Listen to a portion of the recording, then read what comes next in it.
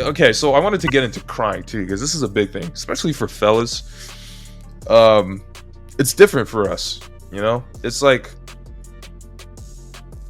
we talked about. I forgot what episode it was. It was recent, but it's like, as a guy, you can't be a complete shut off, hard, tough rock, because then, if you're with a lady, she'll complain you're not being vulnerable or whatever. But you also can't be the opposite, which is like complaining and whining and crying all the time, because then it's like, bro, what are you doing? You're like a little kid. Grow up. So you gotta.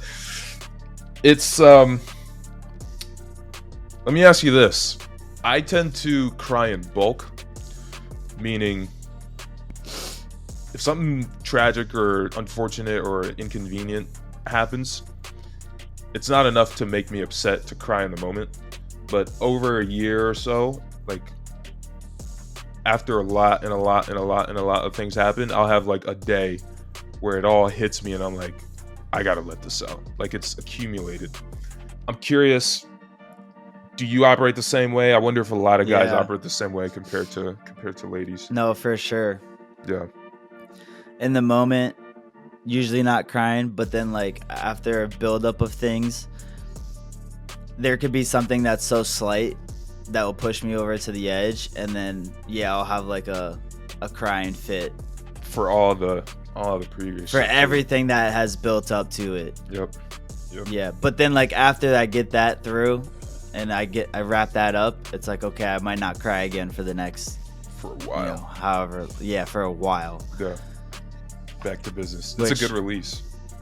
Yeah, I don't know. I think with the whole aspect of like being raised as a guy and a boy, guys don't cry, whatever. There's no crying. And like baseball was one of the slogans in my household, since baseball was very relevant in our lives. Yeah.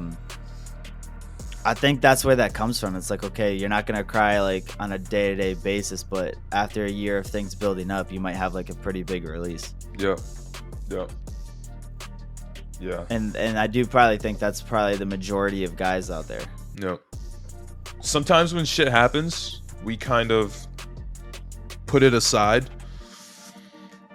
And then like deal with it later, which is why I think things get accumulated. But also I think recently, I just been kind of feeling, bro. Like I'm just like letting myself be sad. Like we talked in the toxic positivity episode. Like I just let myself feel for however long I need to, and then I just get back into it. Instead of like trying to like hide it and be like, nah, I don't care about this. I don't really feel this way. And then just trying to like push it. Because when you push it aside, it comes back up at the worst possible time, when you least want it to come back up. So I feel like just letting the feelings happen in that moment, take a day or two for yourself, whatever, and then just get back into it. But yeah. As time goes on with this country and how fast we are, and everything is, get to the next thing, check. It's like we never take a moment as a whole within our households to just like sit down and have a family dinner and like actually like hash out our problems together and then find solutions. I feel like that's happening less and less now as we move on in this country.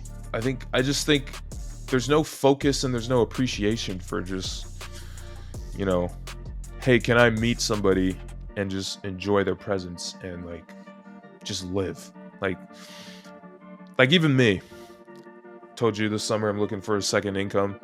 I already started applying to places. I'm not doing it because I'm like obsessed with fame and money and all this. I'm doing this shit because I kind of have to. Like I kind of need to. Whereas in other countries, there's no student loan debt. Inflation isn't as volatile in some countries. We could get into all that if we really need to. But like their lifestyle is so, free healthcare, shit like that. Their lifestyle is so based on, hey, how do we make a community where people can not have to worry about so many burdens, whereas here it's like there's so much burden, there's so much chasing the wrong thing, there's so much this and that. So it's like, damn.